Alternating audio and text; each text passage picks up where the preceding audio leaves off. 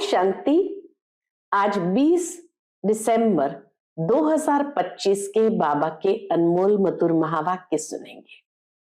आज की मुरली में बाबा सतगुरु के रूप में हम बच्चों को शिक्षा भी दे रहे हैं, श्रीमत भी दे रहे हैं और रियलाइजेशन भी दे रहे हैं।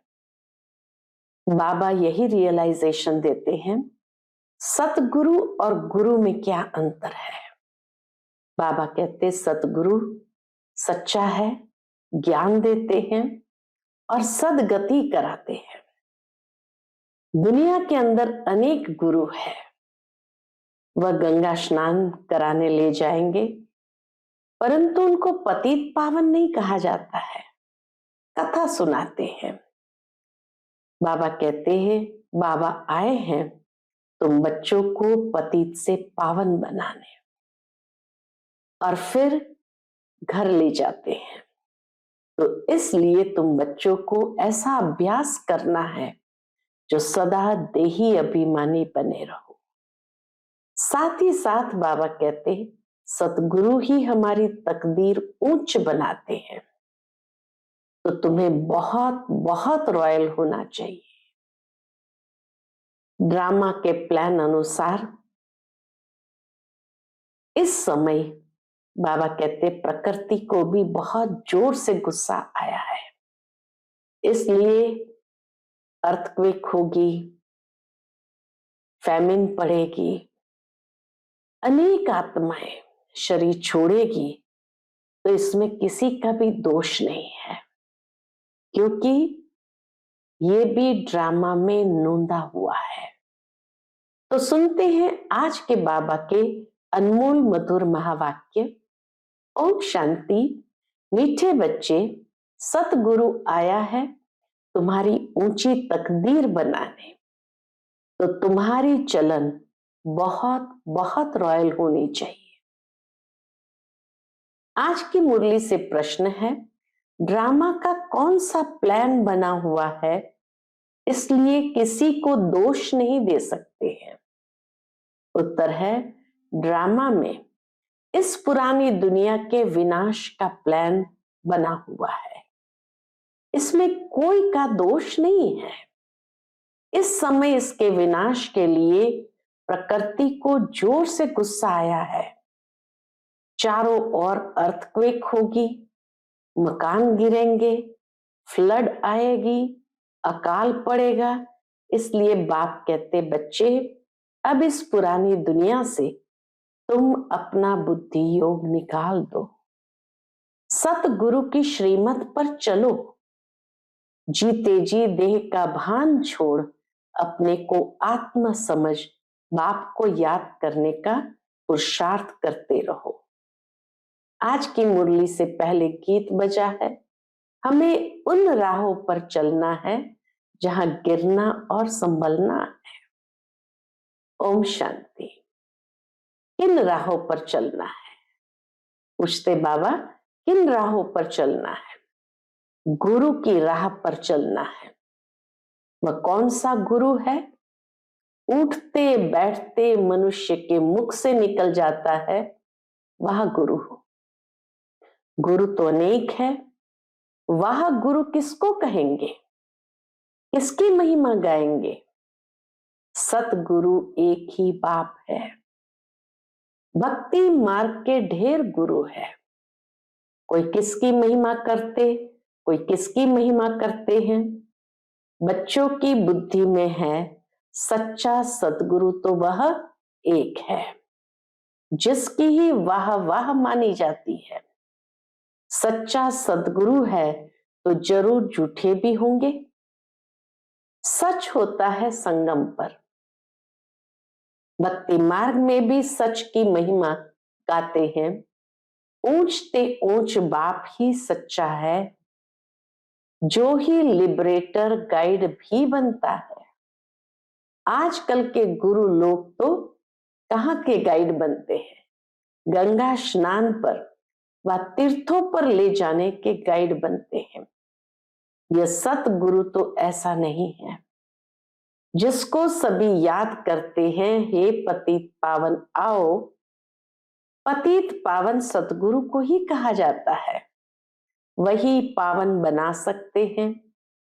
वो गुरु लोग पावन बना न सके। वह कोई ऐसे नहीं कहते हैं नाम एकम याद करो, बल गीता भी पढ़ते हैं, परंतु अर्थ का पता बिल्कुल नहीं है। अगर समझते सतगुरु एक है तो अपने को गुरु नहीं कहलाते। ड्रामा अनुसार भक्ति मार्ग की डिपार्टमेंट ही अलग है, जिसमें अनेक गुरु है, अनेक भक्त है। यह तो एक ही है, फिर ये देवी देवताएं पहले नंबर में आते हैं, अभी लास्ट में है। बाप आकर इन्हों को सतयुग की बादशाही देते हैं, तो और सबको ऑटोमेटिकली वापस जाना है। इसलिए सर्व का सदगति दाता एक कहा जाता है। तुम समझते हो कल्प कल्प संगम पर ही देवी देवता धर्म की स्थापना होती है। तुम पुरुषोत्तम बनते हो, बाकी और कोई काम नहीं करते। हमारा काम है पुरुषार्थ करके पुरुषोत्तम बनना। गाया भी जाता है, गति सदगति दाता एक है। ये बाप की ही महिमा है। गति सदगति संगम पर ही मिलती है। सतयुग में तो एक धर्म, सतयुग में तो है एक धर्म। यह भी समझ की बात है ना, परंतु ये बुद्धि देवे कौन? ऐसी बुद्धि देवे कौन? तुम समझते हो, बाप ही आकर युक्ति बताते हैं, श्रीमत देते हैं। किसको? आत्माओं को। वह बाप भी है, सतगुरु भी है, टीचर भी है, ज्ञान सिखलाते हैं ना। बाकी सब गुरु भक्ति ही सिखलाते हैं। बाप के ज्ञान से तुम्हारी सदगति होती है, फिर इस पुरानी दुनिया से चले जाते हैं। तुम्हारा ये बेहद का सन्यास भी है। बाप ने समझाया है, अभी 84 जन्मों का चक्र तुम्हारा पूरा हुआ है। अब ये दुनिया खत्म होनी है। जैसे कोई बीमार सीरियस होता है तो कहेंगे अब यह तो जाने वाला है, उनको क्या याद करेंगे? शरीर खत्म हो जाएगा, बाकी आत्मा तो जाकर दूसरा शरीर लेती है। उम्मीद टूट जाती है। बंगाल में तो जब देखते हैं उम्मीद नहीं है तो गंगा पर जाकर डुबोते हैं कि प्राण निकल जाए। मूर्तियों की भी पूजा कर फिर जाकर कहते हैं डूब जा डूब जा। अभी तुम जानते हो ये सारी पुरानी दुनिया डूब जानी है। ये सारी पुरानी दुनिया भी डूब जानी है। फ्लड्स होंगी, आग लगेगी, भूख में मनुष्य मरेंगे। ये सब हालातें आनी है। अर्थक्वेक में मकान आदि गिर पड़ेंगे। इस समय प्रकृति को गुस्सा आता है तो सबको खलास कर देती है। ये सब हालातें सारी दुनिया के लिए आनी है। अनेक प्रकार का मौत आ जाता है। बॉम्ब्स में भी जहर भरा हुआ है। थोड़ी बांस आने से बेहोश हो जाते हैं। यह तुम बच्चे जानते हो कि क्या क्या होने का है। ये सब कौन कराते हैं? ये सब कौन कराते हैं? बाप तो नहीं कराते हैं। ये ड्रामा में नून है। ये सब कैलामिटीज आना भी ड्रामा में नून है। कोई पर दोष नहीं देंगे। ड्रामा का प्लान बना हुआ है। पुरानी दुनिया से फिर नई दुनिया जरूर होगी। नेचुरल कैलामिटीज आएगी, विनाश होना ही है। इस पुरानी दुनिया से बुद्धि योग हटा देना है। इसको ही बेहद का सन्यास कहा जाता है। पुरानी दुनिया से बुद्धि का योग हटा देना, इसी को ही बाबा कहते बेहद का सन्यास कहा जाता है। अब तुम कहेंगे वाह सतगुरु वाह, जो हमको ये रास्ता बताया बच्चों को भी समझाते हैं, ऐसी चलन नहीं चलो जो उसकी निंदा हो, सतगुरु की निंदा हो। तुम यहां जीते जी मरते हो, देह को छोड़ अपने को आत्मा समझते हो। देह से न्यारी आत्मा बन बाप को याद करना है। यह तो बहुत अच्छा कहते हैं, वाह सतगुरु वाह। पारलौकिक सतगुरु की ही वाह वाह होती है, पारलौकिक सतगुरु की ही वाह वाह होती है। लौकिक गुरु तो ढेर है, सतगुरु तो एक ही है, सच्चा सच्चा, जिसका फिर भक्ति मार्ग में भी नाम चला आता है। सारी सृष्टि का बाप तो एक ही है, नई सृष्टि की स्थापना कैसे होती है यह भी किसको पता नहीं है। शास्त्रों में तो दिखाते हैं प्रलय हो गई, फिर पीपल के पत्ते पर श्री कृष्ण आया। अभी तुम समझते हो पीपल के पत्ते पर कैसे आएगा। श्री कृष्ण की महिमा करने से कुछ फायदा नहीं होता, तुम्हें अब चढ़ती कला में ले जाने के लिए सतगुरु मिला है। कहते हैं ना, चढ़ती कला तेरे भाने सर्व का भला। तो रूहानी बाप आत्माओं को बैठ समझाते हैं। 84 जन्म भी आत्मा के लिए है। हर एक जन्म में नाम रूप दूसरा हो जाता है। ऐसे नहीं कहेंगे फलाने ने 84 जन्म लिए हैं, नहीं, आत्मा ने 84 जन्म लिए हैं। शरीर तो बदलते जाता है, तुम्हारी बुद्धि में ये सब बातें हैं, शरीर बदलते रहता है। बाबा कहते इस समय तुम्हारी बुद्धि में ये सब बातें हैं, सारी नॉलेज बुद्धि में रहनी चाहिए। कोई भी आए तो उनको समझाए।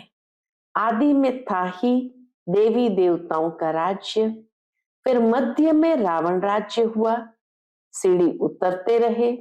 सतयुग में कहेंगे सतो प्रधान, फिर सतो रजो तमो में उतरते हैं, चक्र फिरता रहता है।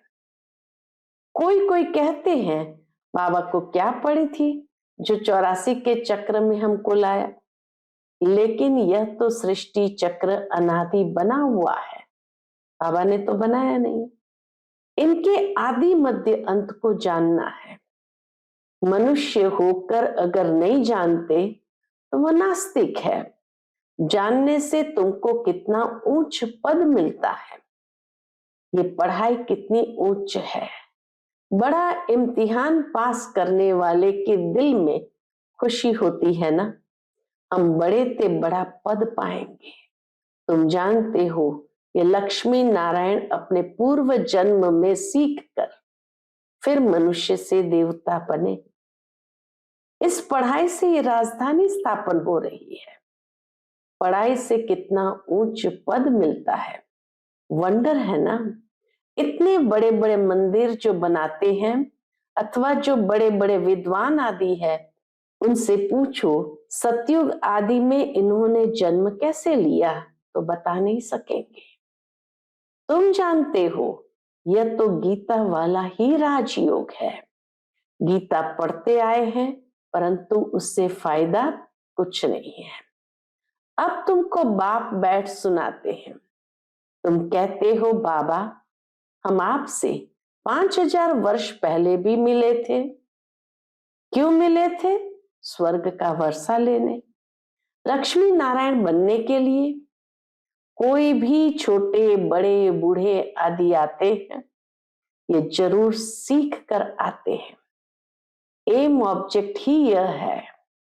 सत्य नारायण की सच्ची कथा है ना, यह भी तुम समझते हो। राजाई स्थापन हो रही है। जो अच्छी रीति समझ लेते हैं उनको आंतरिक खुशी रहती है। बाबा पूछेंगे हिम्मत है ना राजाई लेने की? बाबा पूछते हैं हिम्मत है ना राजाई लेने की? कहते बाबा क्यों नहीं, हम पढ़ते ही है नर से नारायण बनने के लिए। इतना समय हम अपने को देह समझ बैठे थे। अब बाप ने हमको राइटियस रास्ता बताया है। देही अभिमानी बनने में मेहनत लगती है, घड़ी घड़ी अपने नाम रूप में फंस पड़ते हैं। बाप कहते हैं इस नाम रूप से न्यारा होना है। अब आत्मा भी नाम तो है ना। बाप है सुप्रीम परम पिता। लौकिक बाप को परम पिता नहीं कहेंगे। परम अक्षर एक ही बाप को दिया है, वह गुरु भी उनको कहते हैं। तुम सिख लोगों को भी समझा सकते हो। ग्रंथ साहिब में तो पूरा वर्णन है और कोई शास्त्र में इतना वर्णन नहीं है जितना ग्रंथ में जप साहब सुखमनी में है। ये बड़े अक्षर ही 2 है। बाप कहते हैं साहब को याद करो तो तुमको 21 जन्मों के लिए सुख मिलेगा। इसमें मूंझने की तो बात ही नहीं है। बाप बहुत सहज करके समझाते हैं। कितने हिंदू ट्रांसफर हो जाकर सिख बने हैं। तुम मनुष्य को रास्ता बताने के लिए कितने चित्र आदि बनाते हो, कितना सहज समझा सकते हो। तुम आत्मा हो, फिर भिन्न भिन्न धर्म में आए हो। ये वैरायटी धर्मों का झाड़ है। कल्प वृक्ष ये वैरायटी धर्मों का झाड़ है और कोई को ये पता नहीं है कि क्राइस्ट कैसे आते हैं। बाप ने समझाया था नई आत्मा को कर्म भोग नहीं हो सकता। जो धर्म स्थापन करने के लिए ऊपर से आत्मा उतरी है उसको बाबा कहते हैं कर्म भोग नहीं हो सकता है। क्राइस्ट की आत्मा ने कोई भी कर्म थोड़ी किया। जो सजा मिले वह तो सतो प्रधान आत्मा आती है, जिसमें आकर प्रवेश करती है उनको क्रॉस आदि पर चढ़ाते हैं। क्राइस्ट को नहीं, वह तो जाकर दूसरा जन्म ले बड़ा पद पाती है। पोप के भी चित्र है। जिसने धर्म स्थापन किया वो उस धर्म की पालना भी करते हैं, इसलिए बड़े पद पर जाते हैं ताकि उसकी पालना कर सके। और बड़ा पद कौन सा है? पोप का। तो इसलिए बाबा कहते पोप के भी चित्र है। इस समय ये सारी दुनिया बिल्कुल ही वर्थ नॉट अ पेनी है। तुम भी थे वर्थ नॉट अ पेनी। बाबा कहे तुम भी थे, अब तुम वर्थ अ पाउंड बन रहे हो। ऐसे नहीं कि उन्हों के वारिस पिछाड़ी में खाएंगे, कुछ भी नहीं। तुम अपने हाथ भरपूर कर जाते हो, बाकी सब हाथ खाली जाएंगे। तुम भरपूर होने के लिए ही पढ़ते हो। यह भी जानते हो जो कल्प पहले आए हैं वही आएंगे। थोड़ा भी सुनेंगे तो आ जाएंगे, सब इकट्ठे तो देख भी नहीं सकेंगे। तुम ढेर प्रजा बनाते हो, बाबा सबको थोड़ी देख सकते हैं। थोड़ा बहुत सुनने से भी प्रजा बनते जाते हैं। तुम गिनती भी नहीं कर सकेंगे, इतने बाबा के बच्चे बनेंगे। तुम बच्चे सर्विस पर हो, बाबा भी सर्विस पर है। बाबा सर्विस बिगर रह नहीं सकते। रोज सुबह को सर्विस करने आते हैं। शिव बाबा रोज सुबह सुबह परमधाम से सर्विस करने आते हैं। सत्संग आदि भी सुबह को करते हैं। दुनिया में लोग सत्संग आदि भी सुबह को करते हैं। उस समय सबको फुर्सत होती है। बाबा तो कहते हैं तुम बच्चों को घर से बहुत सवेरे भी नहीं आना है और रात को भी नहीं आना चाहिए, क्योंकि दिन प्रतिदिन दुनिया बहुत खराब होती जाती है। बाबा कैसे बाप बन करके सब बच्चों का ख्याल भी करते हैं। इसलिए गली गली में सेंटर ऐसा नजदीक होना चाहिए जो घर से निकल सेंटर पर आए, सहज हो जाए। तभी तो बाबा ने कहा है कि गली गली में सेंटर खुलेंगे, तुम्हारी वृद्धि हो जाएगी, तब राजधानी स्थापन होगी। बाप समझाते तो बहुत सहज है, ये राजयोग द्वारा स्थापना कर रहे हैं, बाकी ये सारी दुनिया होगी ही नहीं। प्रजा तो कितने ढेर बनती है, माला भी बननी है। मुख्य तो जो बहुतों की सर्विस कर आप समान बनाते हैं, वही माला के दाने बनते हैं। लोग माला फिरते हैं, परंतु अर्थ थोड़ी समझते हैं। बहुत गुरु लोग माला फेरने के लिए देते हैं कि बुद्धि इसमें लगी रहे। काम महाशत्रु है, दिन प्रतिदिन बहुत कड़ा होता जाएगा। दिन प्रतिदिन काम विकार भी बहुत कड़ा होता जाएगा। तमो प्रधान बनते जाते हैं।